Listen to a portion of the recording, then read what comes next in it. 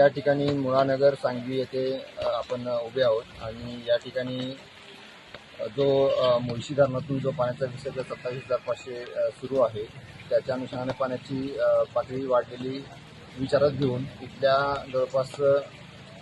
50 नागरिकांना आम्ही त्या महापालिकेच्या जवळच्या अहिल्यादेवी शाळेमध्ये शिफ्ट केलेलं आहे। माननीय जिल्हाधिकारी यांचे जे प्रिव्हेंटिव्ह आदेश आहेत, माननीय आयुक्त महानगरपालिका PCMC यांच्या निर्देशानुसार येथील नागरिकांना सतर्कतेचं आवाहन करण्यात आलेलं आहे आणि त्यांच्या पुढचा संभाव्य परिस्थितीचा विचार करून जवळपास 50 ते 60 लोकांना आपण या ठिकाणी शाळेमध्ये स्थलांतरित केलं आहे। त्यांची तिथं सर्व राहण्याची खाण्याची व्यवस्था देखील करण्यात आलेली आहे आणि आम्ही सर्व शहरामध्ये पूर्ण परिस्थितीवर नियंत्रण किंवा सर्व रात्रीसाठी आमच्या टीम डिप्लॉय केल्या आहेत आणि